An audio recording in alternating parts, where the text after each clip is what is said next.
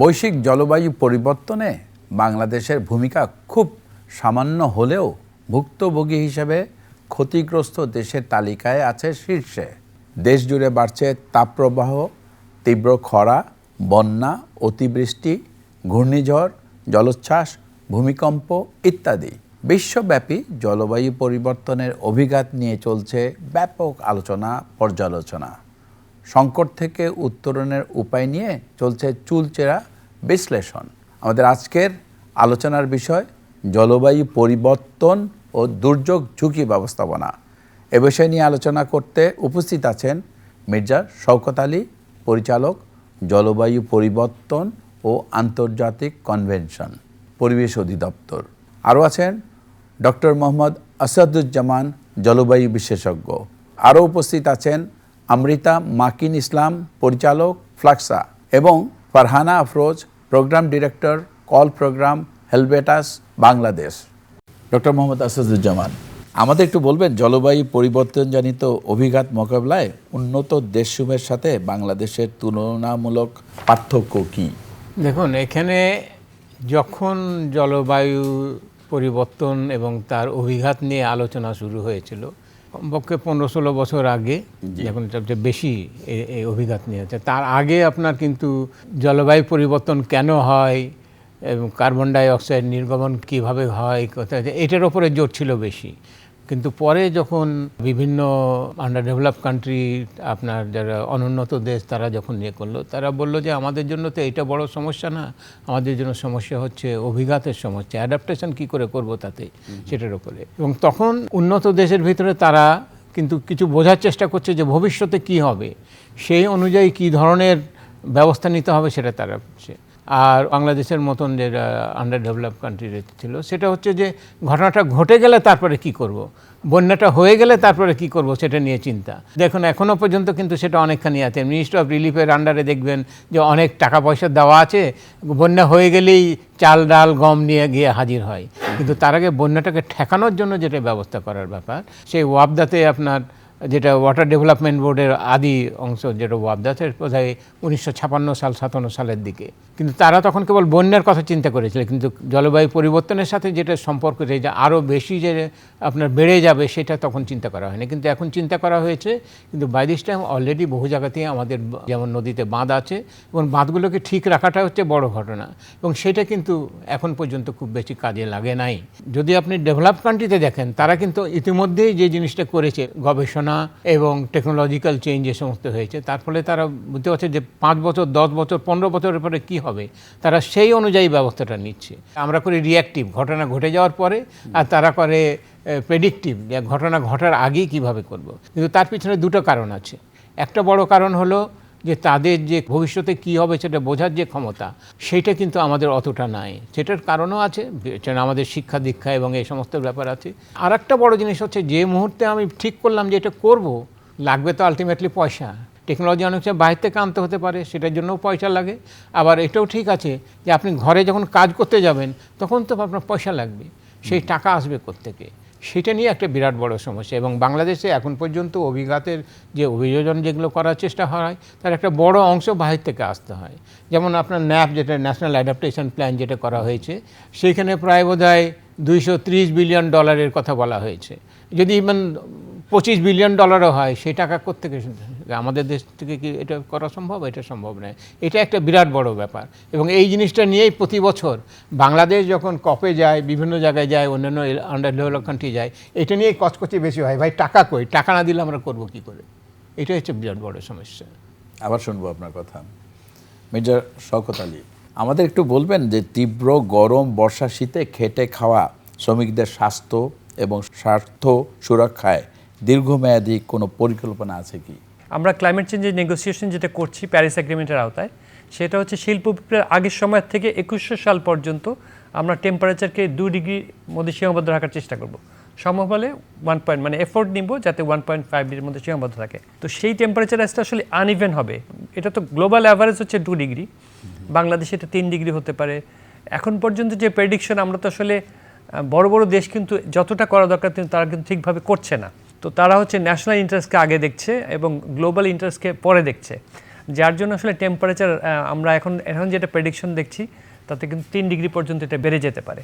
সেই পার্সপেক্টিভে কিন্তু আসলে আমরা সাফার করছি। এখন জাতীয় পর্যায়ে আমরা কি করছি? জাতীয় পর্যায়ে যেটা হচ্ছে যে আপনি যে স্পেসিফিক্যালি শ্রমিকদের কথা বলেন, একটা হেলথ ম্যাপ হয়েছে, ওখানে কিন্তু আসলে স্বাস্থ্য কীভাবে অ্যাড্রেস করতে হবে সেই ব্যাপারগুলো আছে, হিট স্ট্রেসগুলো কীভাবে অ্যাড্রেস করতে হবে সেটার রূপরেখা নিয়ে সরকার কাজ করছে, যাতে করে শ্রমিকদের যাতে হিট অ্যাড্রেসের ওই সিচুয়েশনটাতে তারা কীভাবে কাজ করবে সেটা একটা রূপরেখা আছে। আমরা যদি ন্যাপের কথা বলি, এখানে আরবান এরিয়াতে যে টেম্পারেচার যে চ্যালেঞ্জগুলো আছে সেগুলো অ্যাড্রেস করার কথা বলা আছে। আরবান হিট আইল্যান্ড এফেক্ট নিয়ে একটা কাজ করছি, ঢাকা এবং ময়মনসিংহ তুলনামূলক চিত্র করছে। সেখানে যেটা দেখছি যে গ্রিন ইনফ্রাস্ট্রাকচার মানে গাছপালার যদি কথা বলি এবং ব্লু ইনফ্রাস্ট্রাকচার যে পানির কথা বলি, আমরা যে এইটাকে যদি প্রপারলি একটু অ্যাড্রেস করতে পারতাম, এটাকে যদি আমরা কন্টেইন করতে পারতাম, তার মানে আমি এই নদী নালাকে বেদখল করে বন্ধ করে না ফেলতাম, আমরা যদি মোটামুটি এটাকে সংরক্ষণ করতে পারতাম, তাহলে এটা কিন্তু অনেক পজিটিভ ইম্প্যাক্ট পড়তো, যেটা হলো টেম্পারেচার কমে। যদি আমি ঢাকা ইউনিভার্সিটি এরিয়ার কথা বলি, 24 সালের রেফারেন্স দিচ্ছি, 24 সালে যে টেম্পারেচারটা ঢাকা ইউনিভার্সিটি এরিয়া যেহেতু একটু গ্রিন, প্রায় 3 ডিগ্রির মতো টেম্পারেচার কম ছিল ওই এলাকাতে। তো আমাদের যে স্টাডি আসছে তাতে ইনিশিয়ালি দেখা যাচ্ছে যে আসলে আমরা কিন্তু এই যে গ্রিন এবং ব্লু ইনফ্রাস্ট্রাকচার যদি ইমপ্রুভ করতে পারি, তাহলে কিন্তু আমরা অনেকটাই এটাকে একটা সহনীয় মাত্রার মধ্যে রাখবো। আর সরকারের কথা বলি, বর্তমান সরকার তো একটা টার্গেট নিয়েছে যে 25 কোটি গাছপালা, এটা কিন্তু একটা পজিটিভ এফেক্ট পড়তে পারে। আমরা এনডিসিতে গাছপালার যে আমরা চিন্তা করেছি 1 লক্ষ হেক্টর, আমরা ফরেস্ট ডিপার্টমেন্টের সাথে কাজ করেছি, আমরা এনডিসিতে বলেছি যে 1 লক্ষ হেক্টরতে কোস্টাল এফরেস্টেশন করব, আর 2,30,000 হেক্টর এলাকাতে ডিগ্রেডেড যে ফরেস্ট আছে পাহাড়ি অঞ্চল থেকে অন্যান্য জায়গাতে, সেখানে ওই রিফরেস্টেশন এফরেস্টেশন করব। তাতে কিন্তু দেশে একটা পজিটিভ ইম্প্যাক্ট পড়বে। সরকার কিন্তু কিছু কাজ করছে নিঃসন্দেহে। ধন্যবাদ। ডেফিনেটলি। আবার ফিরে আসবো আপনার কাছে। আমৃতা মাকিন ইসলাম, জলবায়ু পরিবর্তনজনিত অভিঘাতে চামড়া শিল্প সংশ্লিষ্ট শ্রমিকদের স্বার্থ রক্ষায় মালিকপক্ষ কী ধরনের পদক্ষেপ গ্রহণ করেছে? জলবায়ু পরিবর্তনের অ্যাডাপ্টেশনের যে বিষয়টা আছে, আসলে আমরা সবসময় চিন্তা করি ধরেন ফ্রন্ট লাইনে যারা ইম্প্যাক্টেড হবে, কিন্তু আমাদের শ্রমিকরা যারা ফ্যাক্টরিতে কাজ করে তারাও কিন্তু they are going to be impacted in this through their families. এবং যারা ঢাকা শহরে এসে ধরেন একটা ফ্যাক্টরিতে কাজ করে, তার কিন্তু সবারই তার দেশে একটা জমি আছে, একটা জায়গা আছে এবং তার একটা ফ্যামিলি আছে। ওয়ার্ক প্লেসেসে আমরা যদি চিন্তা করি, একটা জায়গায় আমরা কাজ করছি হলো creating safe work environments and creating heat safe work environments and introducing protocols.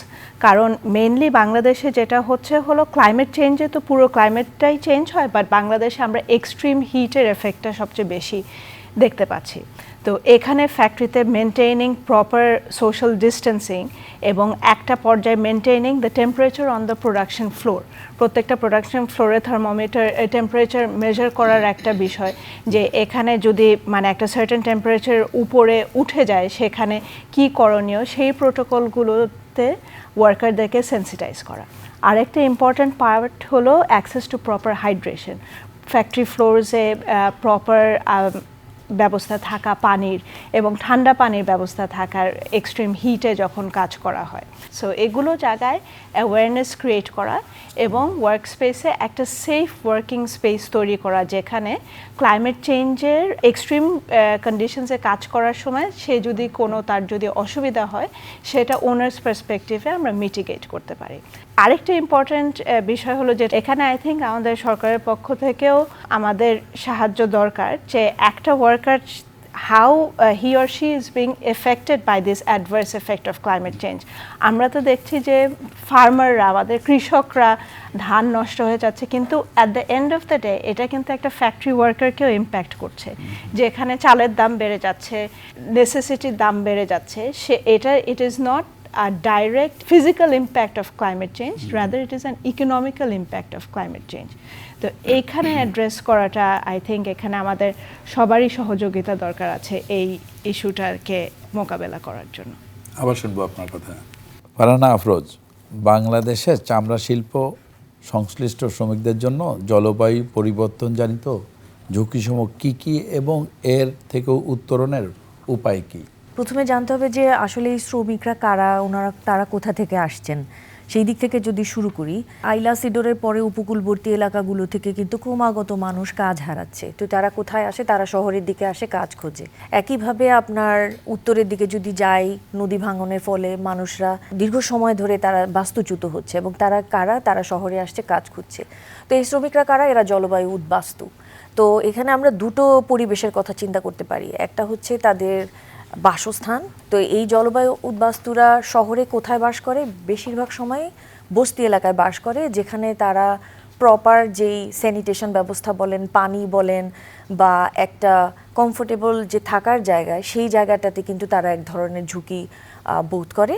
একইভাবে আপনি যদি কর্মপরিবেশে আসেন, চামড়া শিল্পটা তো আসলে অনেকগুলো সাবসেক্টরও আছে। ট্যানারি শিল্প আছে, এরপরে আছে ফুটওয়্যার এবং লেদার গুডস জাতীয় জিনিসগুলো। তো ট্যানারি শিল্পতে যদি আমরা চিন্তা করি, যেখানে আমাদের অনেক শ্রমিকরা কাজ করেন, তারা কি হচ্ছেন? তারা প্রতিনিয়ত এক্সপোজ হচ্ছেন বিভিন্ন কেমিক্যাল জাতীয় বা রাসায়নিক দ্রব্যের সাথে। সেই সাথে হিট বলুন, ক্রমাগত শহরের তাপমাত্রা যেভাবে বেড়ে যাচ্ছে এবং কারখানার অভ্যন্তরের যে পরিবেশ, সব দিক থেকে কিন্তু তারা জলবায়ু পরিবর্তনজনিত যেমন ঠিক তেমনি পরিবেশগত ব্যাপারেও কিন্তু ঝুঁকিতে আছেন। তো এই শ্রমিকরা একই সাথে দু ধরনের ঝুঁকিপূর্ণ অবস্থার মধ্যে আছেন। এক হচ্ছে তার ব্যক্তি জীবন, আর হচ্ছে তার কর্মজীবন। দুটো দিক থেকেই তাদের ঝুঁকিগুলো কিন্তু অত্যধিক, যেই দিকে আসলে আমাদের অনেক কিছুই আছে করার আসলে। আচ্ছা, আবার শুনবো আপনার কথা।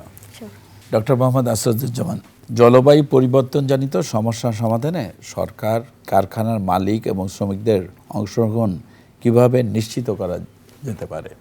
শিল্পের ভেতরে তো কোনো জিনিসের প্রোডাকশন হচ্ছে, সেখানে যন্ত্রপাতি আছে, মানুষও আছে। কিছু কিছু কাজ খোলা জায়গায় হয়, কিছু কিছু কাজ সম্পূর্ণ ঘেরা জায়গায় হতে পারে। বিশেষ করে যেখানে ঘেরা জায়গায় হচ্ছে, সেখানে পৃথিবীর সব জায়গায় দেখা গেছে যে হিট স্ট্রেস হয়। 10টা মানুষ এক জায়গায় থাকলেও তো তাদের শরীরের তাপ থেকেই তাপ আসে, আর এখানে চারদিক থেকে তাপটা বেরিয়ে যাওয়ার যদি ব্যবস্থা না হয়, তাহলে অনেক খারাপ অবস্থা হয়। আর একটা যেটা হচ্ছে যে সেই কারণে কিন্তু অনেক শ্রমিক যে যতটুকু কাজ করতে পারবেন বলে মনে করেন, সেটা অনেক সময় করা সম্ভব হয় না। যদিও একজনের সাথে আরেকজনের তফাৎ আছে, একজন হয়তো বেশ গরমের মধ্যেও কাজ করে দিতে পারেন, আরেকজন হয়তো অল্প গরমেই অজ্ঞান হয়ে গেলেন, কাজ করতে পারলেন না, সেটা আছে। কিন্তু আলটিমেটলি যেটা হচ্ছে, মালিকের পক্ষ থেকে যখন দেখা যাচ্ছে, তখন হচ্ছে যন্ত্রটা তো আর চালানো যাচ্ছে না। যে শ্রমিক কাজটা করবেন তিনি তো করতে পারছেন না, তার ফলে তার সেখানে তো প্রোডাক্টিভিটি কমে যাচ্ছে। লেদার ইন্ডাস্ট্রি এবং টেক্সটাইল আর এমজি দুটাতেই কিছুটা অল্প কিছু যা আমাদের অভিজ্ঞতা আছে, যা কিছু আমরা জানি, প্রায় 80-82% মতন লেবাররা বলছেন যে তারা হিট স্ট্রেস অনুভব করেন এবং তারপরে তাদের প্রোডাক্টিভিটি কম হচ্ছে, এবং তার ফলে শেষ পর্যন্ত কিন্তু ওভারঅল ইন্ডাস্ট্রিয়াল প্রোডাক্টিভিটিও কমে যাচ্ছে।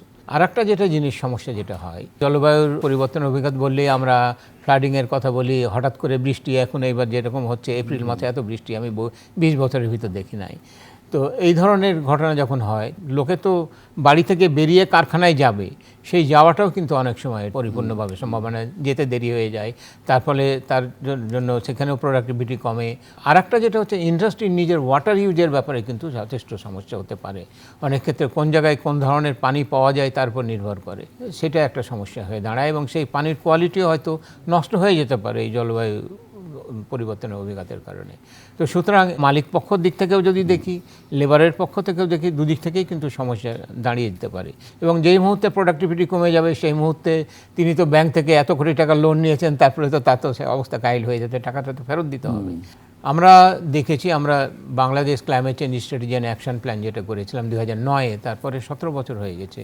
এর মাঝে আমরা 22 সালে আর একটা আপডেট করেছিলাম, এবং সেখানে পরিষ্কার করে বলা হয়েছিল যে ইন্ডাস্ট্রিতে এই সমস্ত সমস্যাগুলো হতে পারে এবং এগুলো দেখতে হবে, এবং দেখার জন্য যেটা করতে হবে, কোনো কোনো দেশে হয়েছে আমরা জানি, যেমন চীনে হয়েছে, সব কিছু তারা দেখার চেষ্টা করেছে, এবং সেই অনুযায়ী তারা কারখানার ভেতরের পরিবেশটাকে যাতে তাপমাত্রাটা কম থাকে এবং তারা ঠিক মতন কাজ করতে পারে।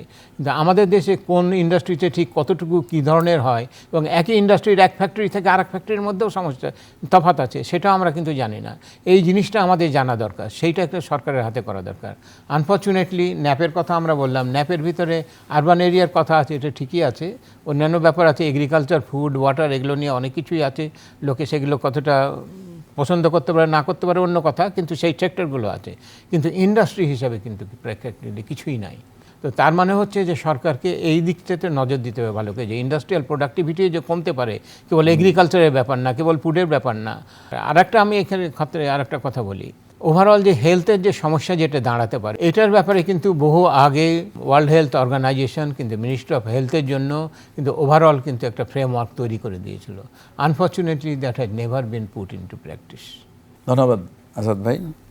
আমি ফিরে আসছি আমৃতা মাকিন ইসলামের কাছে জলবায়ু পরিবর্তনজনিত প্রেক্ষাপটে শ্রমিক কল্যাণ নিজেদের অভিভাবক নাকি মালিক হিসেবে দেখছেন?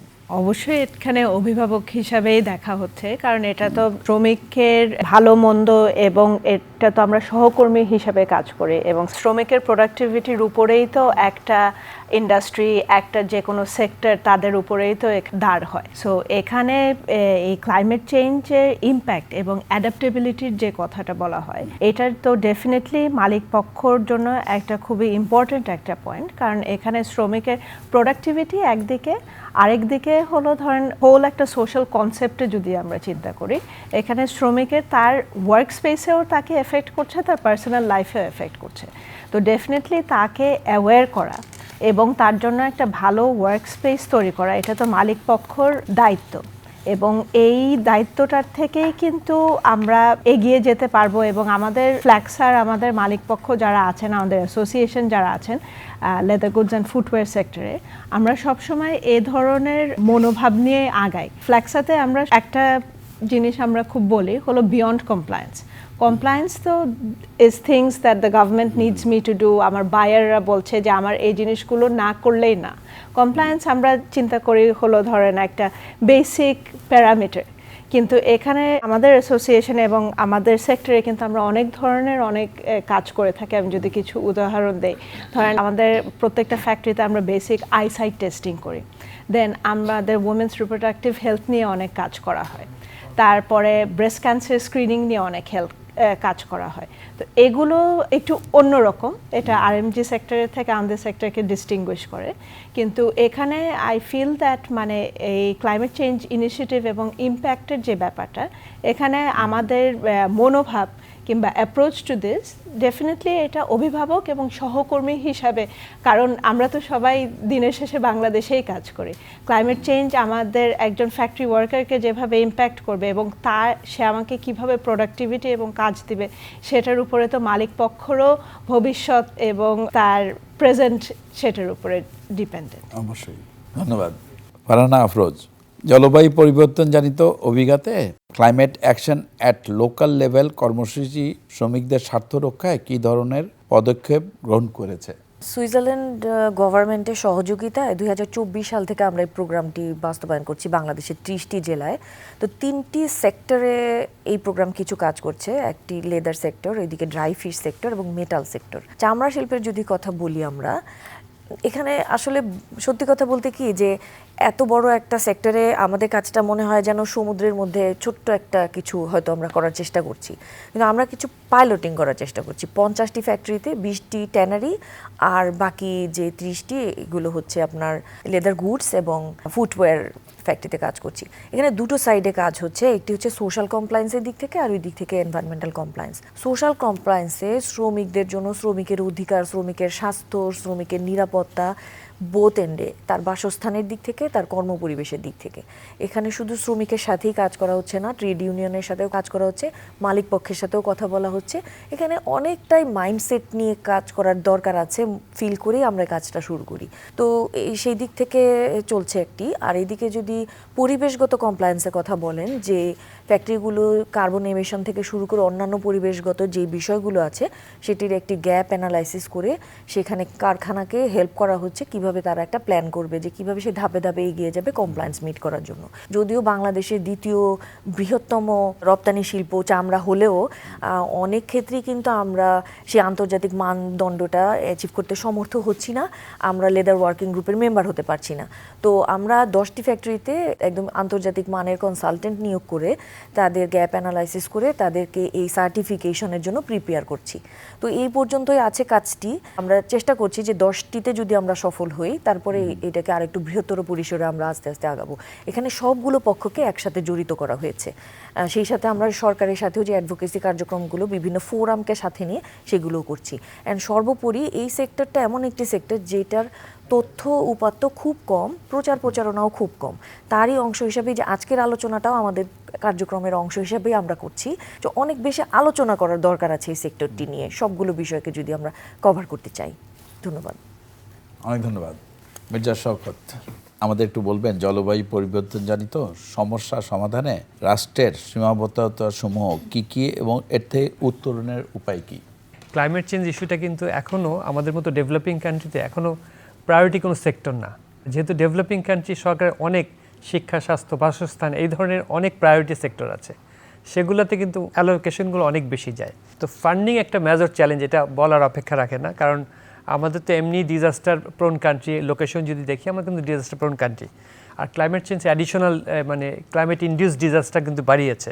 সেই জন্য আসলে চ্যালেঞ্জটা আমাদের আরও বেশি হয়েছে। ক্লাইমেট ফিনান্স যদি আসলে প্রকৃত অর্থে আমরা যদি অ্যাডিকুয়েট না করতে পারি, ক্লাইমেট রেজিলিয়েন্স কিন্তু অর্জন করা যাবে না।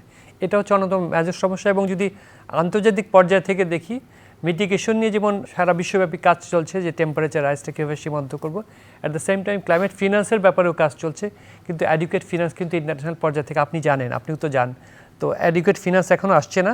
এইখানে একটা মেজর চ্যালেঞ্জ। আমরা যদি ঠিকভাবে বরাদ্দ না করতে পারি, তাহলে আমাদের যে সমস্ত ভালনারেবল সেক্টর আছে সেগুলো যদি আমি ইমপ্রুভ না করতে পারি, এই চ্যালেঞ্জগুলো থেকেই যাবে। যেমন দু একটা জিনিস আমি বলি, যেমন আমরা যদি আমাদের কোস্টাল বেল্টটাকে যদি আমরা আরও যদি পোল্ডার যদি না দিই, যে সমস্ত বিশেষ করে আনপ্রোটেক্টেড কিছু কিছু এলাকা আছে, তারপরে কিছু কিছু পোল্ডার দুর্বল হয়ে গেছে, সেগুলো যদি আমরা স্ট্রেনদেন আরও না করি, তাহলে পরে কিন্তু আসলে আমাদের এই রেজিলিয়েন্সটা অর্জন করাটা ডিফিকাল্ট হবে। আমরা তো একটা লো লাইন কান্ট্রি, সি লেভেল রাইজের ফলে কিন্তু আমাদের কোস্টাল বেল্ট অনেক অংশ ডুবে যাবে, বিশেষ করে আনপ্রোটেক্টেড কিছু এরিয়া আছে সেগুলো ডুবে যাবে। এগুলো একটা আমাদের মেজর চ্যালেঞ্জ। তারপর হচ্ছে সাধারণ জনগণ, ওনারা কিন্তু, আর যদি সরকারি পর্যায়েও বলি, আমাদের সিলেক্টেড কিছু মিনিস্ট্রির কিছু কর্মকর্তা ছাড়া অন্যান্যরা কিন্তু এখনও যথেষ্ট অ্যাওয়্যার না আসলে কার কী করণীয় সে সম্পর্কে। আসলে যদি সচেতনতা বৃদ্ধি না করা যায়, তাহলে কিন্তু এটাকে অ্যাড্রেস করা যাবে না। সামগ্রিকভাবে যদি সবাই একসাথে কাজ করি, তাহলে কিন্তু অপরচুনিটি বাড়বে। প্রাইভেট সেক্টরের অনেক বড় রোল আছে। আমরা দেখছি যে অনেক দেশে হয়তো প্রাইভেট সেক্টর আরও বেশি অ্যাক্টিভলি রোল প্লে করে, আমাদের এখানে প্রাইভেট সেক্টর কিন্তু অত মানে রোল এভাবে প্লে করছে না। যেমন আমি যদি এইভাবে বলি যে আমরা কার্বন ট্রেডিং নিয়ে এবং এনার্জি এফিসিয়েন্সি প্রজেক্ট নিয়ে অনেক সময় বিভিন্ন শিল্প প্রতিষ্ঠানের সাথে এফবিসিসিআই, ডিসিসিআই অনেকভাবে আমরা অ্যাপ্রোচ করেছি, কিন্তু ওনারা আসলে ওইভাবে মানে এগিয়ে আসেন নাই। তো আমার মনে হয় যে এখানে আরও বেশি আমরা যে ডায়ালগ আমরা করতে পারি, অ্যাওয়ারনেস ক্রিয়েট করতে পারি, প্রাইভেট সেক্টরে এগিয়ে আসলেও কিন্তু আমরা কিন্তু সব জায়গাতেই আমার মনে হয় যে এনার্জি এফিসিয়েন্ট ইমপ্রুভমেন্টের মাধ্যমে আমরা অনেক ইমপ্রুভমেন্ট করতে পারবো। আর যদি সমাধানের কথা বলি, তাহলে পরে যদি আমি শর্ট টার্মে বলি, তাহলে হচ্ছে গণপরিবহনটাকে আমরা যদি ইমপ্রুভ করতে পারি, আমরা যদি প্রাইভেট গাড়ির পরিবর্তে গণপরিবহন, বিশেষ করে ইলেকট্রিক ভেহিকেলস, যদি আমরা যদি ট্যাক্সটা কমাতে পারি ইলেকট্রিক ভেহিকেল এবং হাইব্রিড গাড়ির উপরে, তাহলে পরে কিন্তু লোকজন আগ্রহী হবে এবং এই ধরনের পরিবহনগুলো চলবে। এখনকার পরিবহন, নর্মাল পরিবহনে চলতে আগ্রহী না, তারাও হয়তো কিছু কিছু ক্ষেত্রে গণপরিবহন ব্যবহার করবেন। সেক্ষেত্রে কিন্তু প্রাইভেট গাড়ির সংখ্যা যদি কমে আসে, এটা পজিটিভলি কিন্তু লোকালাইজ পলিসি থেকে সব কিছুতে কিছুটা পজিটিভ ইম্প্যাক্ট ফেলবে। আরেকটা বিষয় আমার কাছে খুব ইম্পর্টেন্ট সবসময় মনে হয় যে আমরা কিন্তু কারিকুলামে ক্লাইমেট চেঞ্জটাকে ঢুকিয়েছি। সো আমার মনে হয় সেই কারিকুলামে যদি এটা খুব সুন্দরভাবে আমরা এটা ঢুকাতে পারি, আরও ইমপ্রুভ করতে পারি, তাহলে লং টার্মে একটা পজিটিভ ইম্প্যাক্ট আসবে। ধন্যবাদ। অবশ্যই দেশটা আমাদের, একে ভালো রাখার দায়িত্ব আমাদের সবার, এবং আমরা যখন এই সব এক হব এবং হাতে হাত মেলাবো, তখনই কিন্তু একটা ভালো কিছু হওয়ার সম্ভাবনা আছে। আমাদের দেশটা দিন দিন যেই জায়গায় চলে যাচ্ছে, সব কিছু মিলিয়ে পরিবেশ, প্রকৃতি, আমাদের এই শিল্প, এবং যে শিল্প, চামড়া শিল্পর ব্যাপারটাই যদি বলি, যে চামড়া শিল্প আজকে এত বছর হয়ে গেছে, এই এতগুলো বছর পার করার পরেও কিন্তু আমরা চামড়া শিল্প যে জায়গায় থাকা উচিত ছিল তার কাছেও যেতে পারিনি আমরা। এখন যে ধরনের সমস্যা চামড়া শিল্পে আমরা দেখছি, এবং পরিবেশ প্রকৃতির ব্যাপারে যে ধরনের হুমকি দেখছি চামড়া শিল্প থেকে, এটা আসলে কোনোভাবেই অ্যাকসেপ্টেবল না। নানাভাবে চেষ্টা করছি ঠিকই, কিন্তু ফলপ্রসূ কিন্তু কিছু হচ্ছে না। তো ওই জায়গায় যদি পৌঁছতে চাই, আমার মনে হয় আমাদের সবারই এগিয়ে আসা দরকার, এবং তার সাথে সরকারের সদিচ্ছা থাকা দরকার, এবং সরকারের এমন কর্মসূচি নেওয়া উচিত যাতে এই শিল্পটা সত্যিকারে একটা গতি পায়, যেটা খুব দরকার। ধন্যবাদ সবাইকে। সুধী দর্শক, আমরা তখন জলবায়ু পরিবর্তন ও দুর্যোগ ঝুঁকি ব্যবস্থাপনা নিয়ে অতিথিদের মতামত শুনলাম। আলোচনায় অত্যন্ত গুরুত্বপূর্ণ কিছু বিষয় চিহ্নিত হয়েছে, উঠে এসেছে সমস্যা, সীমাবদ্ধতা এবং সমাধানের উপায়ও। আমাদের প্রত্যাশা, সীমাবদ্ধতাগুলোর যথাযথ সমাধান নিশ্চিত করতে পারলে সবুজ বাংলাদেশ গড়ে তোলা সম্ভব। এই আশা নিয়ে শেষ করছি আজকের অনুষ্ঠান। আপনারা সবাই ভালো থাকুন, সুস্থ থাকুন।